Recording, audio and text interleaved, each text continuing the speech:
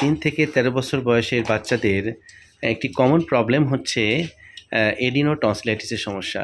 এই রোগটা আমার কাছে স্যার এখন একটা অভিশাপের মতো মনে হয়, কারণ আমার বাচ্চা দিন দিন অনেক শুকিয়ে যাইতেছে। আমি ওরে নিয়ে প্রত্যেকটা মাসে মিনিমাম 2 থেকে 3 বার ডাক্তারের কাছে গিয়ে।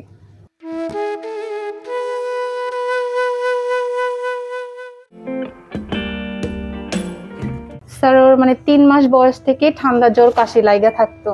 তো আমি বিভিন্ন ডাক্তার দেখাইছি, শিশু বিশেষজ্ঞ। তো দেখানোর পরে এভাবে আমি ট্রিটমেন্ট নিতাম, এই যে গ্যাস দিতাম বাচ্চাদের, তারপর অ্যান্টিবায়োটিক, ঠান্ডার বিভিন্ন ওষুধ খাওয়াইতে থাকতাম। কিন্তু ক্রমাগত দেখলাম যে এটা বাড়তেই আছে, ঠান্ডা জ্বর কাশি লাগেই আছে। অ্যান্টিবায়োটিক খাওয়াইতেছি, কমে যতদিন খাওয়াই তারপর আবার শুরু হয়ে যায়।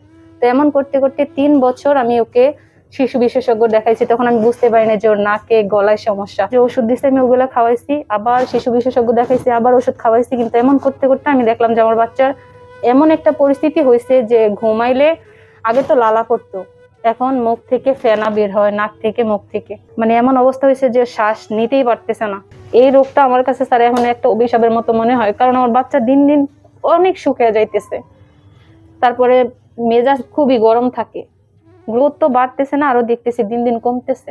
তারপরে স্যার যেহেতু প্রত্যেকটা বাবা মা বাচ্চাদেরকে বেস্টটা দেওয়ার চেষ্টা করে, তো আমিও এরকমই কিছুর অপেক্ষায় ছিলাম যে একজন ভালো ডাক্তারের যদি পাই। তারপর দেখতে দেখতে আপনার ভিডিওগুলো ইউটিউবে দেখে মনে কিছুটা সাহস পাইছি। আর আমার বাচ্চা বলছে যে আম্মু আমি এর অসুখ থেকে মুক্তি চাই, তুমি আমার সুস্থ করো।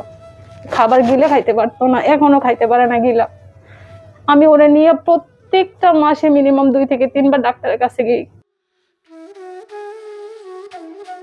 সন্তান যখন নিজেই বলে যে আম্মু আমি এই রোগ থেকে মুক্তি চাই, তখন আসলে মায়ের কতটা খারাপ লাগে সেটা আমরা বুঝতে পারি।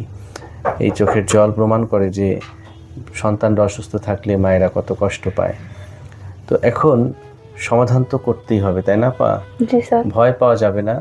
এক্স-রে, ন্যাজোফ্যারিংস, ল্যাটারাল ভিউ, এডিনয়েড এবং টনসিল একই সাথে রিমুভ করার এই কন্ডিশনটির নামই হচ্ছে এডিনো টনসিলেক্টমি। আমরা 3 বছরের বাচ্চারও এর চাইতে খারাপ অবস্থা থেকেও সার্জারি করে সফল করেছি এবং আমরা খুবই আশাবাদী আয়মানও সফল হবে।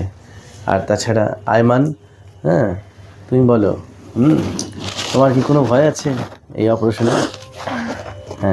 আয়মানের কিন্তু ভয় কেটে গেছে। আশা করছি আমরা সফলভাবে এই অপারেশন সম্পন্ন করব এবং আয়মানের যে কষ্ট আছে সেই কষ্ট থেকে আয়মান আশা করছি শতভাগ মুক্তি পাবে, সেই শুভ প্রত্যাশা রাখছি। আপনারা দোয়া করবেন। Thank you very much for watching this video.